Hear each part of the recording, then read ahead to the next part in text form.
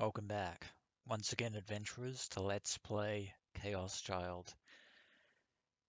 In the last episode, Takuru, with the aid of Gen, Grandmaster Gen, I shall forever call him, for his noble chivalry,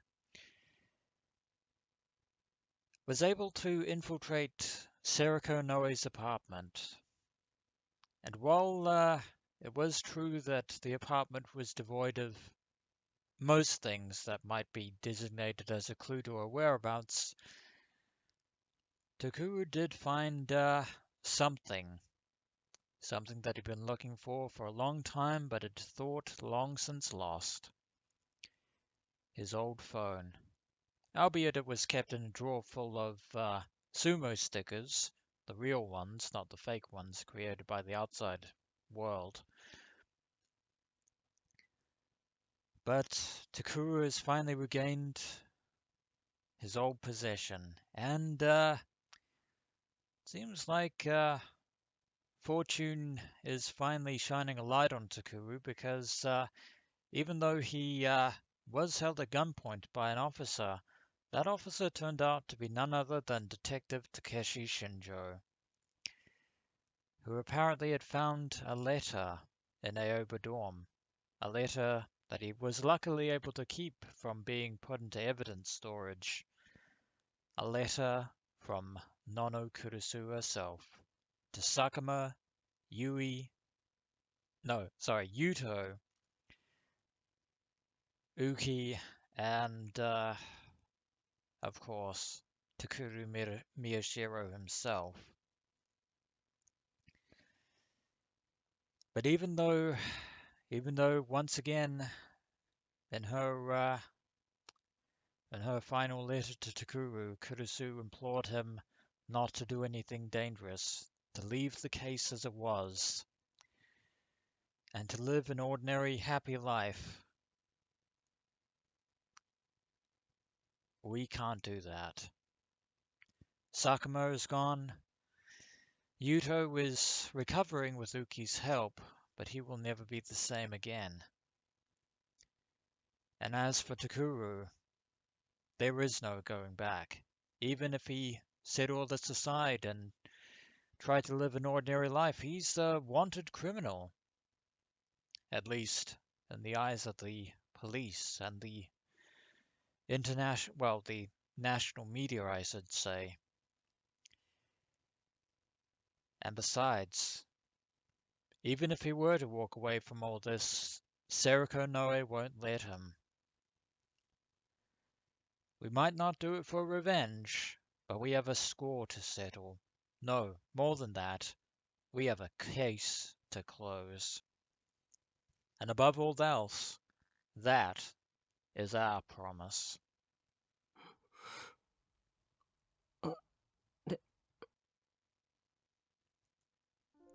Tears started to pour from my eyes as soon as I finished. I tried to wipe them away, but they wouldn't stop.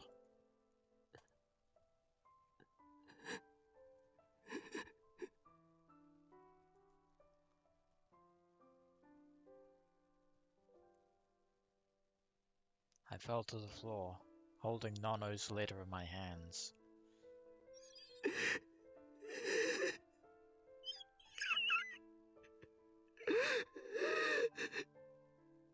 It might be considered pathetic, but it is okay to cry. No matter how hard I tried, I couldn't stop sobbing. As I cried aloud, in my mind I was apologizing to Nono over and over again. November 5th, 2015. Thursday. Same time. Frisia Incorporated. そう、わかったわ。 Looks like Shinjo has gotten in touch with Momose. 宮代ちゃん、犯人の子の家にいたそうよ。 Momose moved the phone away from her ear and relayed Shinjo's message to Kunosato. Kunasato stopped typing at her computer and grabbed the phone away from her. 新庄さん、宮代に代わってくれ。確認したいことがある。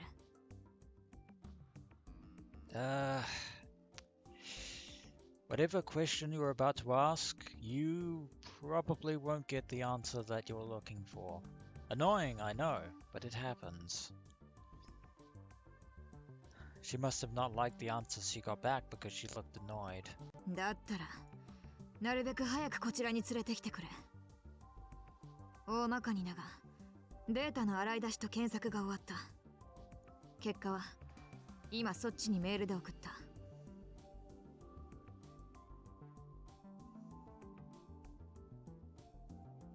So Mio has found something of her own. 落ち込んでいる時間などないと、尻を叩いておいてくれ。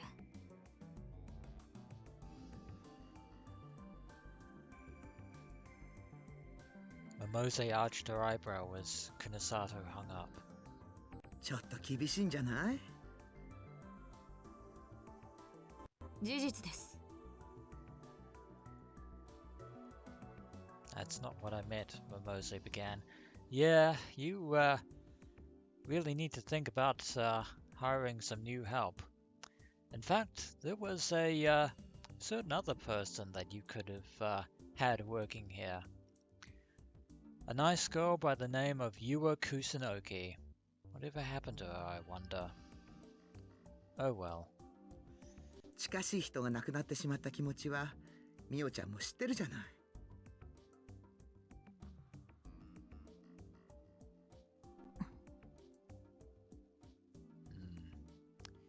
Even Mio has lost somebody in this tragedy. Kunasato looked down, as if searching her own feelings. But then she looked up like nothing had happened, and turned back to her computer. 私は利己主義ですから。Is that so? 失恋した男女同士がくっつくような傷の舐め合いはヘドが出ます。同情するのもされるのもごめんです。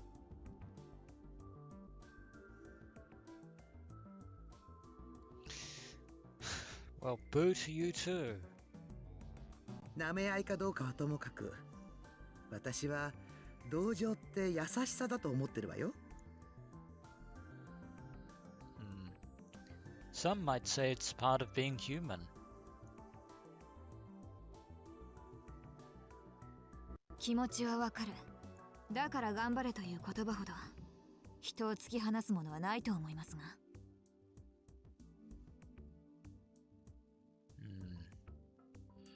何も言わなくていいのよ。そういうのは自然に伝わるもんだから。Some people just have intuition. きちんとそうすることができる人を大人っていうの。I believe it's also called empathy. Kunasato chuckled as she looked at the screen. 私は未成年です。And then Momose chuckled too. それが問題なのよね。She sighed. Yeah, this argument is going nowhere. And of course, Hinae has to listen to all this.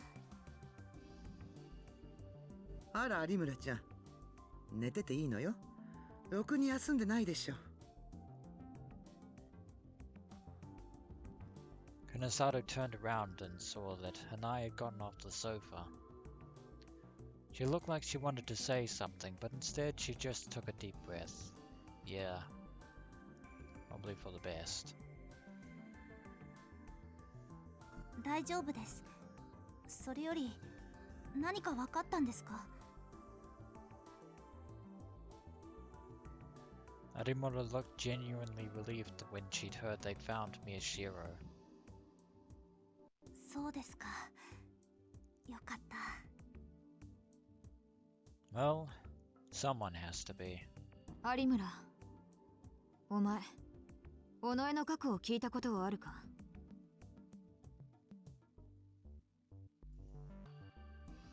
Kunasato suddenly looked away from the monitor and spoke to her. Yeah, I've been wondering how Mio Kunasato reacted to Serika's name when they met. Well, 尾上の過去だ。そうだな。例えば小学生の時の話とか。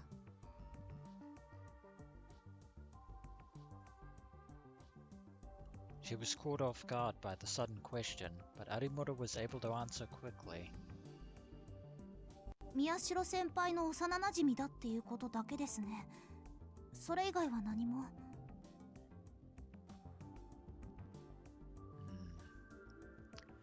That would be according to Takuru, and of course Serika herself.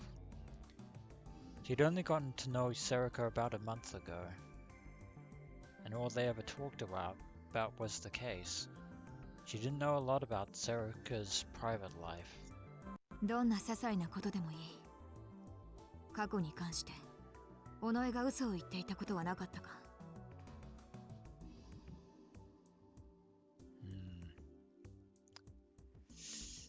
That's the thing. Serika's lie was very intricate.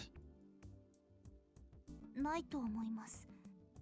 セリ、彼女は嘘が少ない人でしたから。No, but then she didn't have to.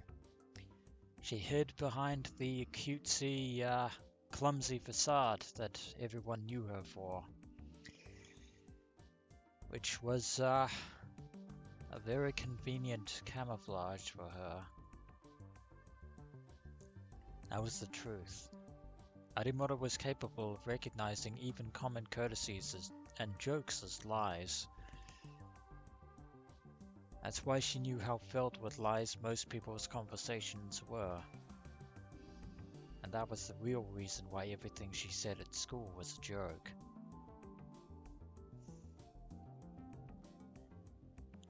Nothing made her more upset than when she was talking about something serious and the person she was speaking with responded with a lie. That's why she told jokes. Everyone around her joked back. Of course, they might be lying too, even then. It was a lot easier that way. But out of all the people she knew, Ito and Serika from the newspaper club were some of the ones who lied the least. They just weren't any good at it. Well, but to Arimura, that was a greater blessing than the others could imagine. And yet Serika lied all the same, but not with her words. That was why it had been such a shock. It might not have been as bad for her as it was for Miyashiro, but she felt like she'd been betrayed by someone who was more than a friend. Yeah. Takuru, Kurusu, and Hinae all feel the same emotions about Serika. When Kunasato realized that she wasn't going to get anything useful out of Arimura, she turned back to her computer. 彼女のこと、何かわかりそうですか? If there is anything to find. わからない。お手上げというやつだ。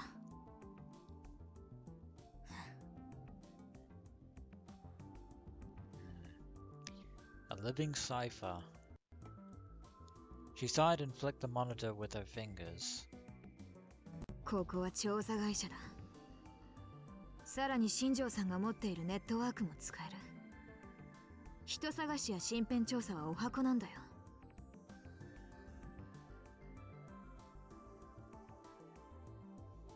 Oh, you can be surprised how hard it can be to find someone, even with all of the technology in the world. だが、どれだけ遡っても中学以前の記録が出てこない。あいつが第三者的な情報として最初に登場するのは2009年の11月だ。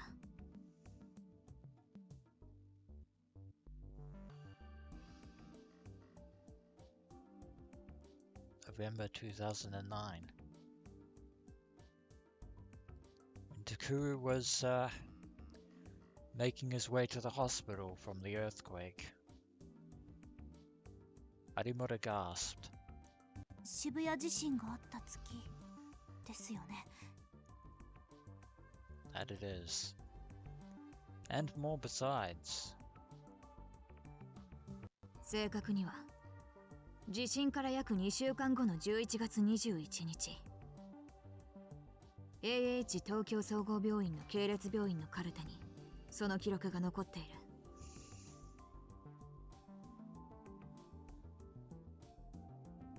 2 weeks after the events of after the events of ChäoS had. ところがそれ以前のデータはどこにも残っていない。出生届も就学の記録もそれどころか戸籍すら見当たらない。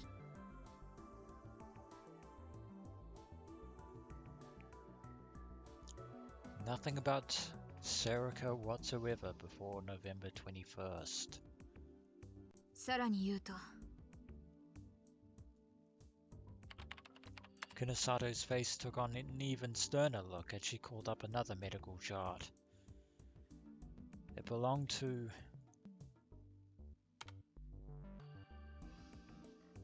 Takuru Miyashiro.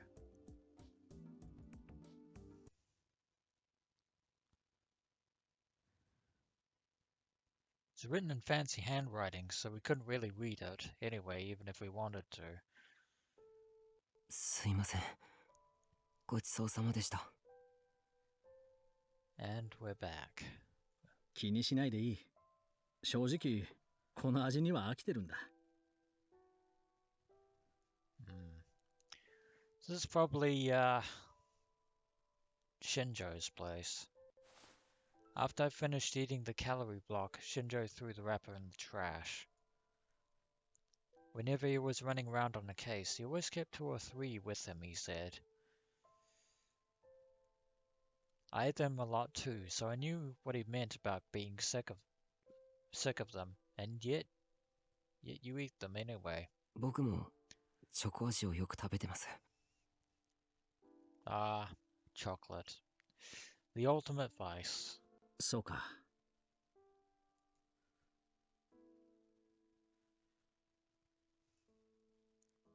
I didn't know how long I've been crying.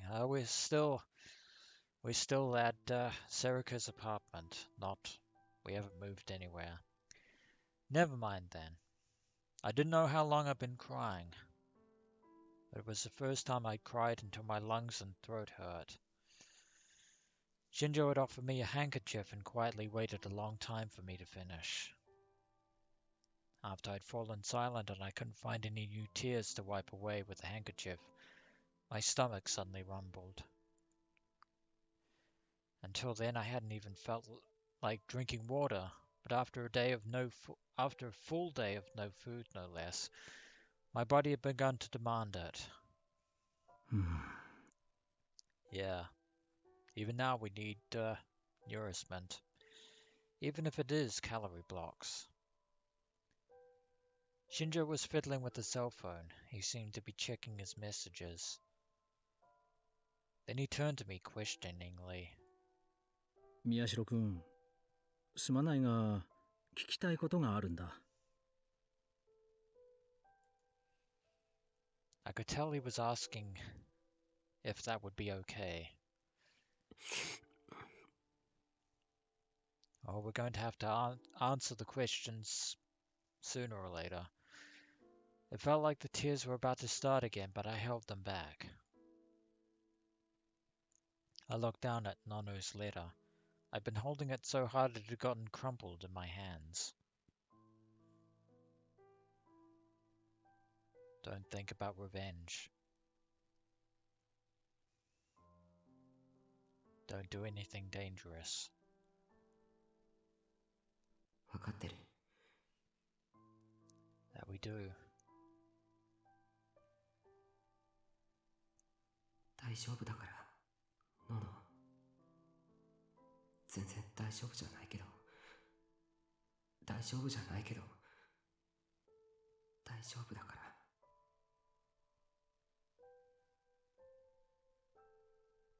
We're fine, but we're not. But we are. But we aren't. I touched the letter as gently as I could.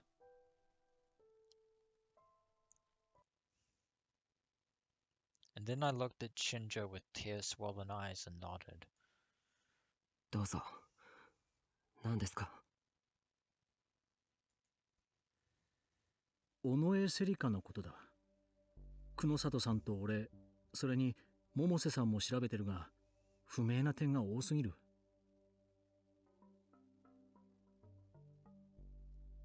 Indeed. Tell me about it. 覚えていることだけで構わない。最も古い、できれば最初に出会った頃のことから全てを話してほしい。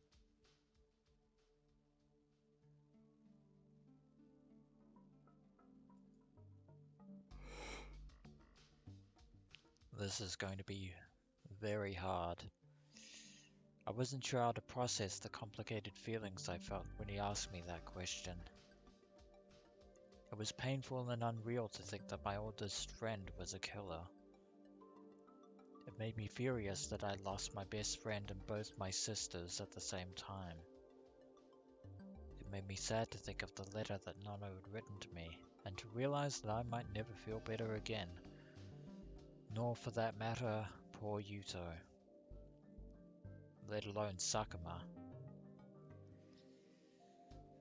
And it made me pathetic to realize how I didn't want to admit that Serika Onoe was the cause of it all. It all mixed together, and like a swamp that threatened to draw me down, it pulled me deeper into the abyss, inside the abyss of my memories. 僕が尾上と出会ったのは、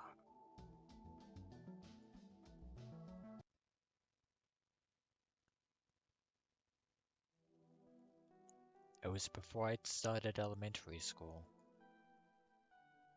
I couldn't remember the exact date. She was my next door neighbor and would come over and play a lot.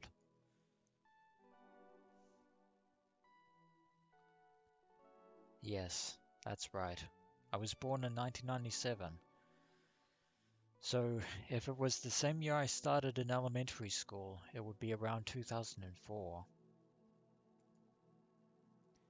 We played together almost every day. She was like a little sister to me. I remembered that at first I'd read her picture books that I'd only just learned to read myself. And her family was a lot like mine. Right, I'll tell you about mine though. The truth about Takuru's parents. I was an only child and both my parents worked. They both worked at an IT company back when there weren't very many of those. I think they met each other there. Ah, the days of the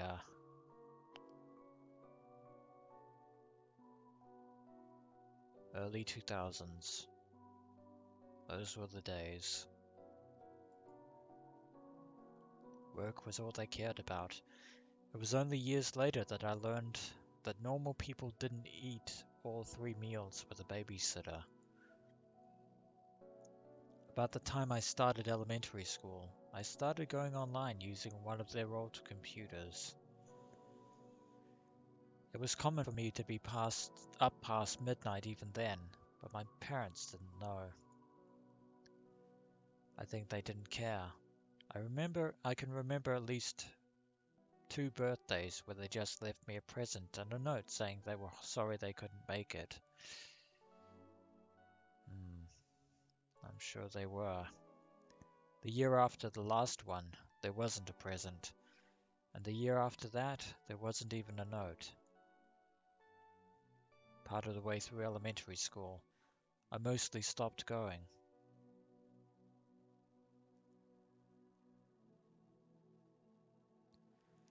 I think it was 3rd grade. My mum hadn't happened to be home So I picked up the phone when the teacher called. Yeah, I will never get used to the American vernacular of mum. Yeah, that's just me. She looked annoyed when she talked to them. She said her husband was the one who took care of all that and hung up. She didn't tell me to go to school or even that I didn't have to go, and Dad didn't even know the teacher's name. That's a bit odd. At the time I learned online that this is what they called low-level child neglect.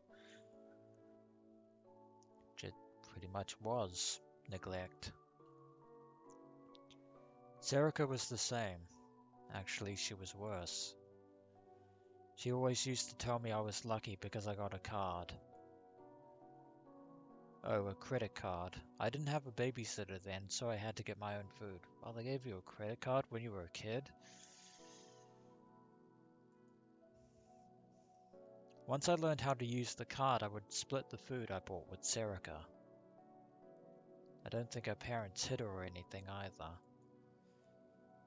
Oh, there was one time she came over to my house, really scared.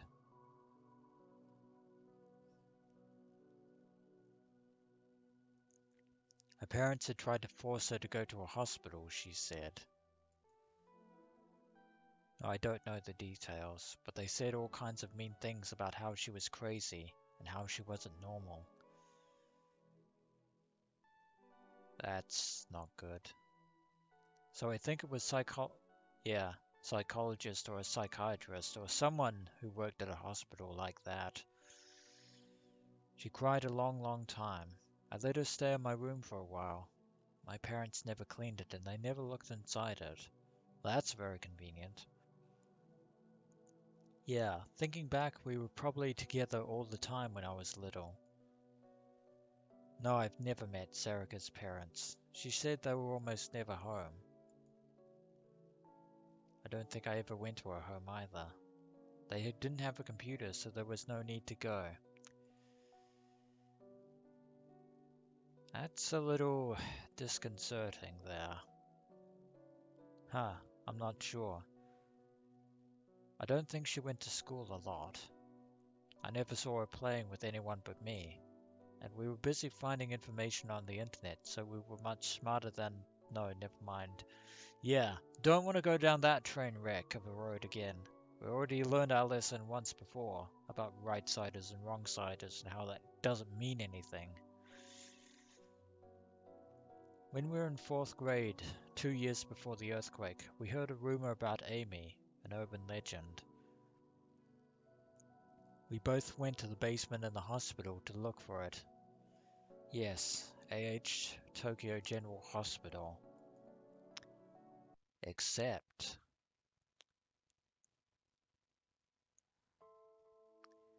we like stuff like that, both me and her.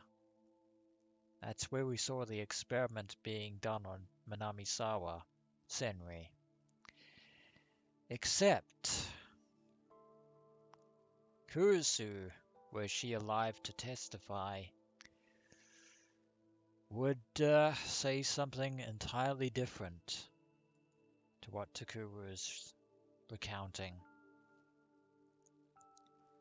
We got scared and ran. I couldn't even imagine what it was I was seeing back then. That was the first time she and I snuck in anywhere. Serika, I think she was scared. I remember thinking that I needed to protect her.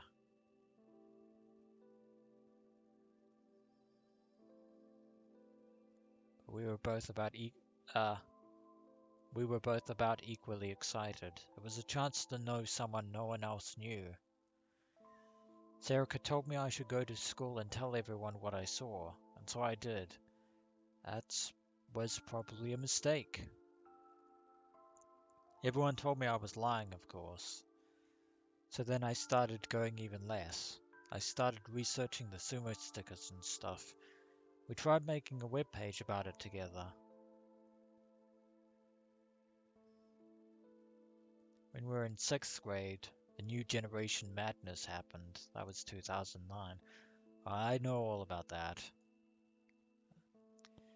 It was like we'd gone crazy. No, you hadn't gone crazy.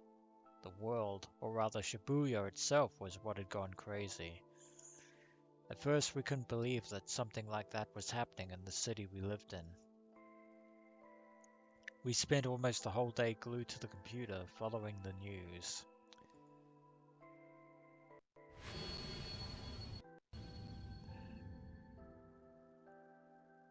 Bitter memories.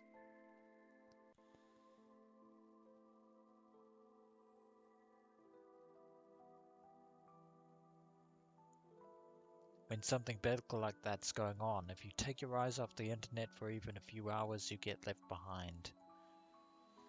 We stayed up all nights in shifts following the case. Sometimes we'd use our cell phones to read the internet as we actually went out to the crime scenes and took pictures. That's incredibly dangerous. More murders kept happening, and eventually they started to say that Takumi Nishijo was the killer, but that turned out to be wrong. Indeed. Serika and I were both very excited. He seemed so cool. Which begs the question, what exactly happened to Takumi Nishijo after the events of ChäoS had? Where did he go? Where did he disappear? Will we ever see him again? So many questions. Proving your innocence means getting the right information and shoving it in the faces of the people whose information was bad, right? I think I can see how skewed the education is here on this front. It seemed like the ultimate expression of what I was trying to do then, and I guess I'm still trying to do now with the newspaper club. Serika said he was amazing. I agreed. Well, in a way, it's not wrong. And in a way, Takumi became his own legend, so to speak. When the earthquake happened, Serika and I were near the O-Front building. Nishijo was doing something there, and we wanted to see. Yes. This was where Takumi was finally meeting his destiny head-on and confronting the people behind the New Generation Madness. Well, one such person in particular. And then there was this high-pitched noise and everything went white. Well, there actually were two earthquakes over the course of 2009 and ChäoS had. The first one was a minor earthquake culminating in the sky being devoured by white light. But the second one is the earthquake that all but leveled Shibuya. I'm surprised nobody talked about the fact that it was the second earthquake that did this. But then, I suppose people would have forgotten in the midst of trying to survive. And then it happened. At first we didn't think it was an earthquake. We thought it was a bomb or something. The ground bounced up and down like a trampoline and several of the telephone poles near us fell over. The tragic phenomena known as the third melt. By the way, the previous earthquake was the second melt, but I digress. I could hear screaming and the sound of breaking glass. Someone yelled, "Earthquake." That's how I knew it was an earthquake. Newsflash, it wasn't an earthquake. Or rather, it wasn't just an earthquake. Anyway, Serika and I ran away so we wouldn't get caught up in the people panicking. Except you kinda did. We didn't know where we were running, but we didn't want to be there. We got caught up in the crowds and Serika and I were quickly separated. When that happened, I got scared, and all of a sudden I couldn't move. I got pushed over and fell. Then I crawled crawled behind something. The shaking had stopped, but what had scared me more than the quake was that everyone around me had changed in an instant.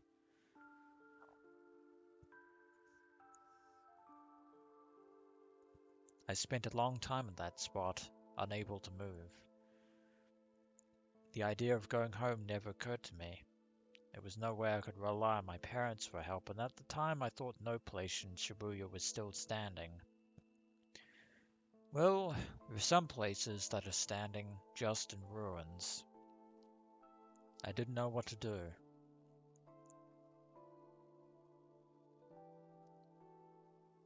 Then I found Serika passed out near me. She must have been pushed down and hit her head. Or maybe she hadn't been able to handle what she was seeing because she had passed out. I decided that I had to save her.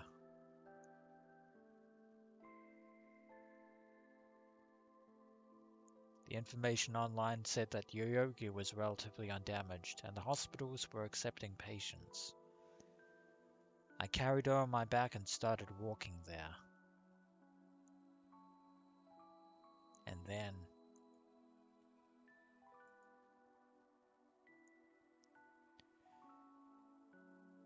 No, never mind. Anyway, I just kept walking and finally I reached AH Tokyo General Hospital, which had been turned into a temporary shelter. Serika looked like she was in pain the whole way there. She didn't wake up. I saw my parents there. And of course, we saw in the previous flashback how all this went down. And then I collapsed from a terrible headache. Except that's not all that happened.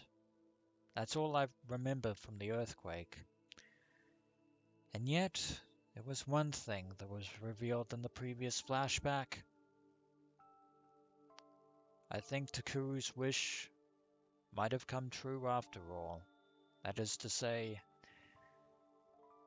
I think that he is the one responsible for his parents' disappearance. It might have not entirely been deliberate, but it was the wish of an angry child, upset with the neglect that his parents had shown him over the years.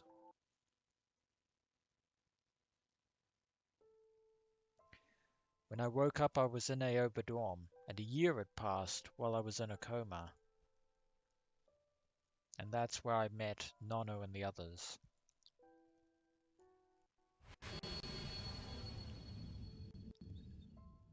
Again. How many times must we see that grisly image? It's like Steins Gate over again. Mayuri, the time loops, seeing them die over and over and over and over again. Yeah. The pain I know only far too well.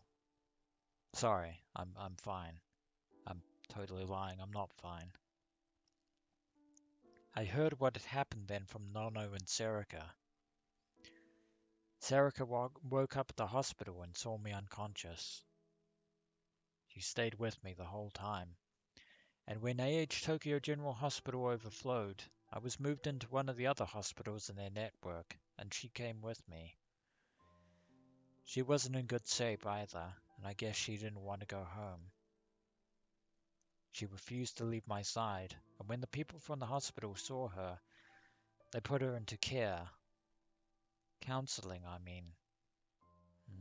That ellipses has me worried. Her parents died in the earthquake, she said. So did mine. I don't think that's what happened. In fact, given the circumstances, the hospitals didn't seem to mind her staying with me. But once things started to calm down, they sent her home. Also, on the last note, if that had been the case, then Takuru wouldn't have left 6 months before all this. But I digress. She found some relatives who agreed to help her get a place, the one she has now, and and then every day she came to visit me in the hospital. No, I don't know. I think she said they were relatives who lived a long way away. That is a very nondescript, vague description there. No, I don't know their names. I'm sorry. Some time passed, and since there was no one to take me in, I was moved to Aoba dorm. But she still stayed with me the whole time. That's when she met Nono, I guess. They were good friends. Which is why this is so painful. When I woke up after more than a year, I had trouble moving. Nono helped me with my physical therapy. Serika would come and in on me all the time, and Nono would happily tell her my progress. Family was very, very important to Nono, and Serika was the one person outside the family she called by her first name, not her last. The two of them would go out and visit all the different crepe shops in Shibuya, and since Serika didn't have any interest in makeup or clothes, Nono would take her shopping for them. They really were good friends. Again.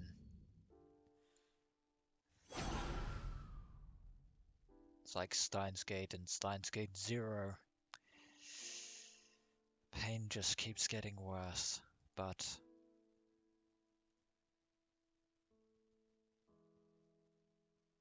after my therapy ended and I could walk, I started going to school more and more. Yes, that middle school. I was given special permission to be in second year along with the other kids my age. Serika did the same as a first year student. After the earthquake, while I was in a coma, she started going to school.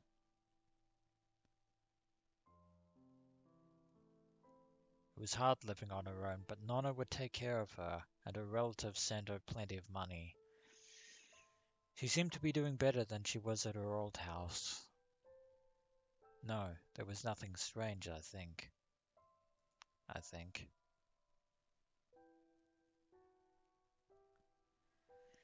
I went to Hekio Academy because they offered free tuition for orphans of the earthquake. A year later, so did Serika. We both joined the newspaper clubs and did things there, continuing the escapades from where they left off before. It was exactly as you saw it, I think. She spent a lot of time with us at school, but she had her own friends in her own class. She wasn't part of any of their groups, but it didn't seem like they were ignoring her or anything.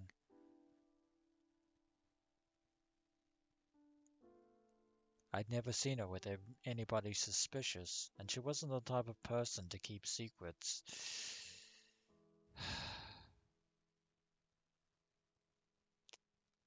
Yeah, if only that statement were true. When I didn't have a charger, she'd just hand me her phone and let me use it. I was the kind of girl she was. At least, that's how she appeared to be. Yes. Serika was a normal high school kid, just like us. Except she wasn't. November 5th, 2015, Thursday. The same time. The streets of Shibuya.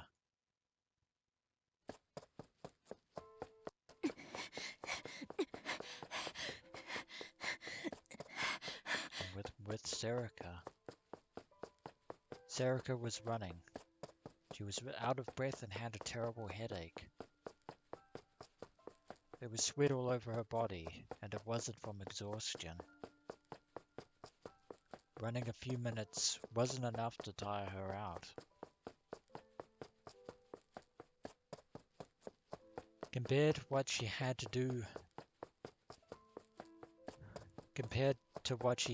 do, her mind and body Yeah, there is something wrong with this sentence. Compared to what she had to do to her mind and body to commit the murders, this was nothing at all. But therein lies the question. What did she do to her mind and body to commit those murders? And why did she have to do it?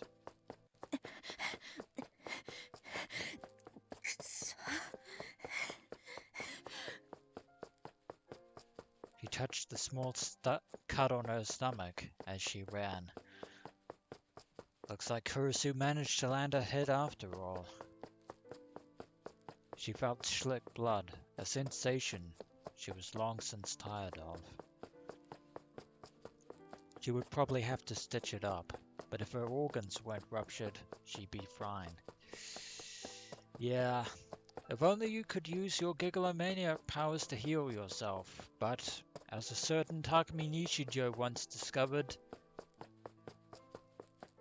that is not a good idea. In fact, it is a very terrible idea. Also fundamentally impossible. She was used to getting stitches without anesthetic. She didn't even need a towel to bite down on to relieve the pain. The needle didn't even need to be a medical one. This is all very morbid. But this terrible headache was new to her. Serika stopped when she saw there was no one around.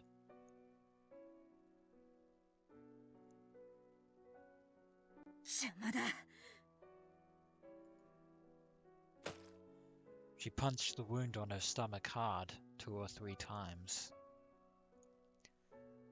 The sensation of a fierce external pain, a sensation she was used to, ran up her spine. She'd hoped that it would alleviate the pain of her headache. Or maybe I was wrong.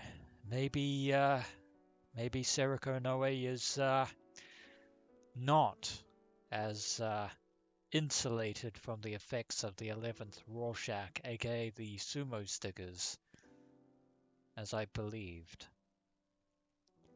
She hoped that her brain would decide the pain of her wound was more important than the headache. But the headache didn't stop. It felt like a cold needle was being driven into her head with every heartbeat, as her mind screamed at her that something was terribly wrong. Indeed it is. She knew why. 能力の干渉に抗っただけでこれか。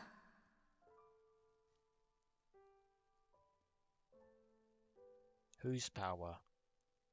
Takuru's? Her head hurt, but her mind was still capable of clarity. Her foe was far stronger than she'd expected.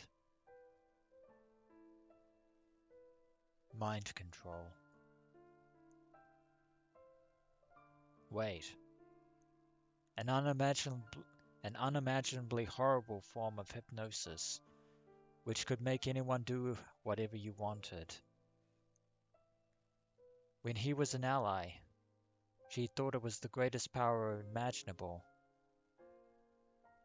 Now that he was an enemy, it seemed like the worst.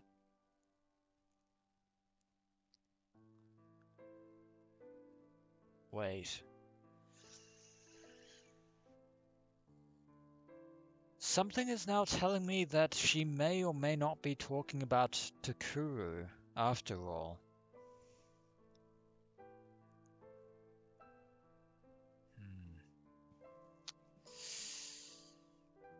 Maybe the other person, the other perpetrator of the second new generation madness, has turned against Serika, finally seeing no use for her, even after everything that she has committed. いいや。 That's not right, she laughed to herself. He hadn't been an ally. He hadn't been a helper or co-conspirator either. If you could call him anything, he was a blackmailer. Ah, so Serika was just an accomplice then. In other words, despite committing the murders, she is pretty much in the same boat as Shinji Ito was.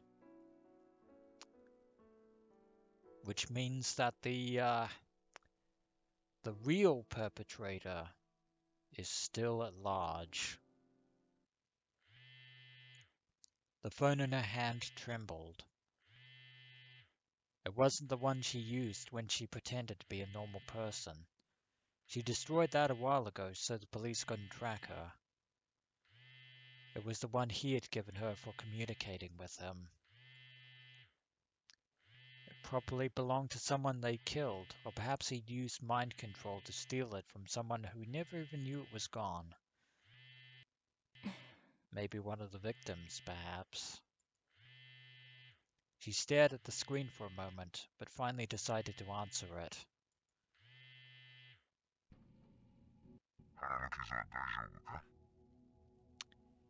Yeah. Moshi Moshi, by the way. Of course,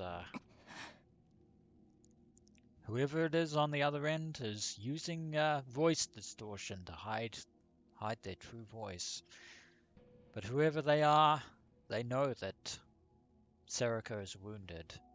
In fact, they've probably been observing this the whole time.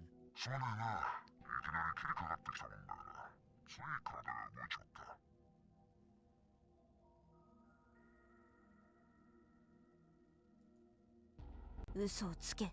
私の行動を予想していたくせに。やっぱりかとお前の思考が言っていたぞ。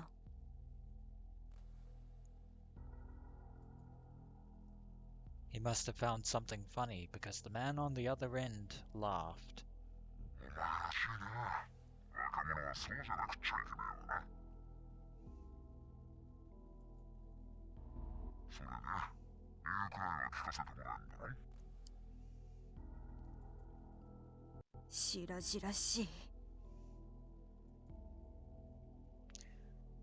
Serika's voice was filled with rage. This relationship is a happy one. He knew, and yet he asked anyway. He was either a sadist or some kind of sick hedonist, or both. The methods he came up with for his murders always felt like one big joke. Well, that's pretty much the way to describe the original New Generation Madness murders. どうして宮代拓郎を主犯に仕立て上げた。一連の事件は全て南沢千里の犯行として決着させるはずだったろう。I believe the saying is plans change, and that was probably having Senri be the killer was probably never the plan to begin with.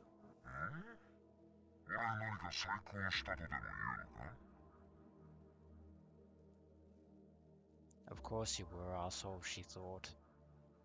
A warrant had been put out for Miyashiro only a few hours after Nono Kurusu's death, and in a way that normally would never be possible. There was no way they'd give a miner's real name out in that span of time, unless he had used his power. 一体どういうつもりだ。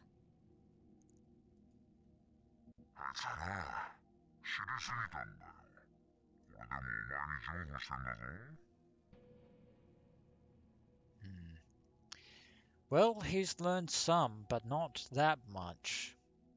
He's learned about some of the things about Serika. But he actually knows nothing about you, Mr. Mystery Man. 何？お前の力には十分助けられたからな。本来なら、あいつを殺さなきゃいけないところを、犯人として逮捕されるくらいで終わりにしてやるっつってんだよ。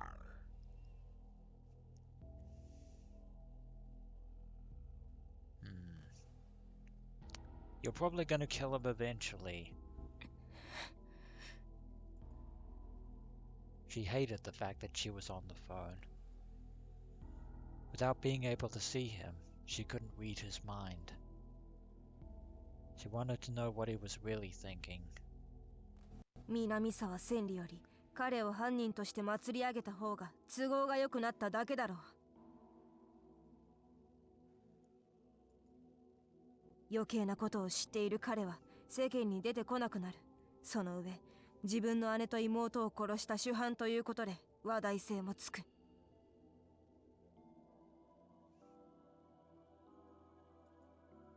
その方が力士シールに注目も集まるからな。しかも犯人として逮捕されて終わりだと。宮代拓は最初の犯行である9月7日時点ですでに18歳だ。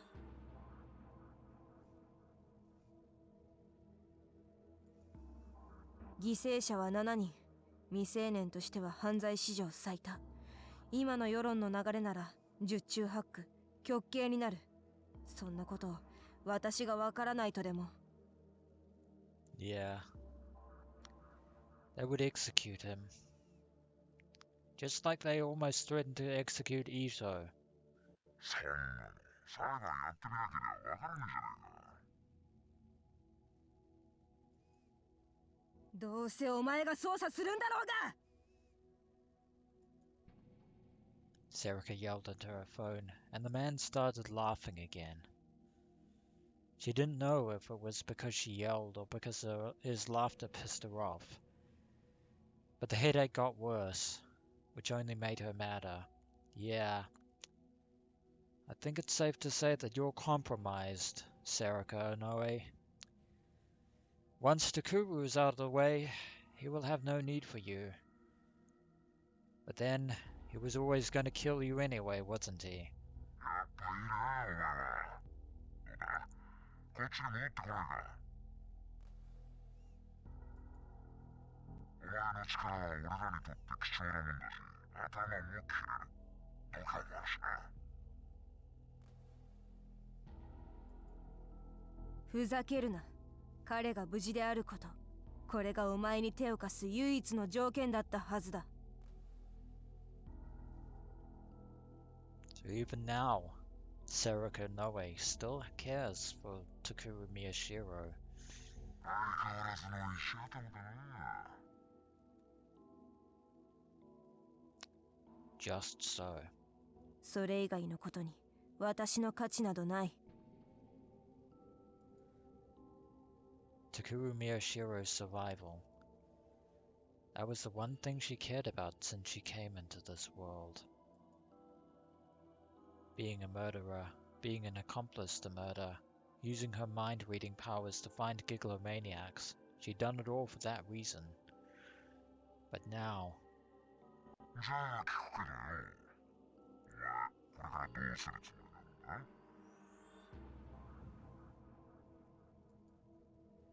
まさか、あいつを連れて逃げる気か？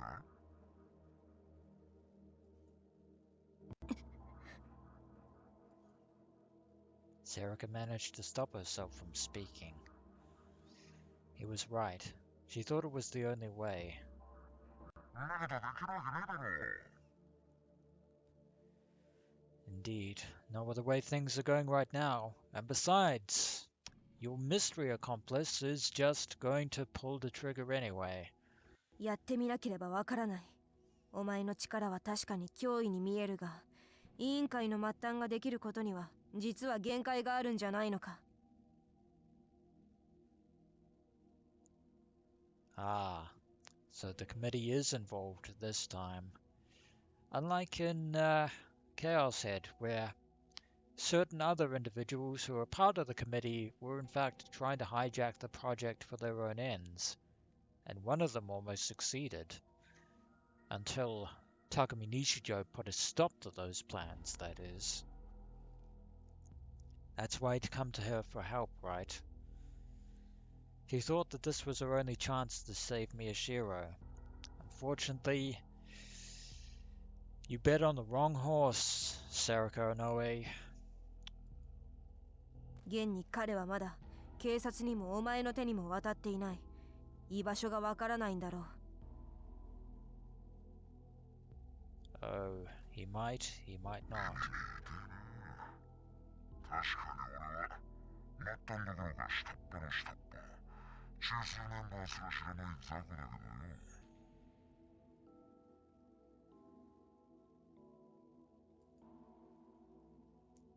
And then he spoke in a voice that sounded a little too deliberate. She could sense his lips curling into a smile. 試しにフレーシアあたりから調べてみるかな。Ah. So he knows about Mose and Frieza's investigation into all this.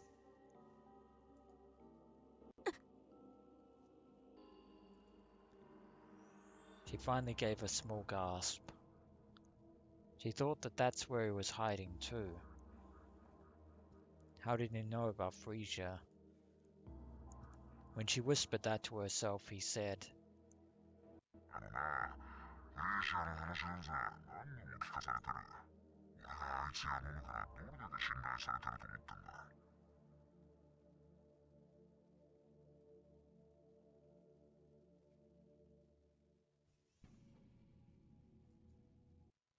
死ね、クズが。 Serika hung up the phone and started to run, ignoring the pounding in her head. The plot thickens. なるほどな。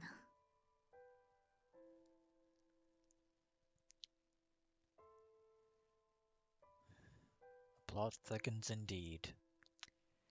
And speaking of Frisia, here we are at Frisia Investigations. But that is where we are going to end this episode of Let's Play ChäoS Child, and when we return, adventurers, this little theatrical drama isn't over just yet. There are still some more pieces on the proverbial stage, whose parts have yet to be played out. As always, adventurers, until next we meet.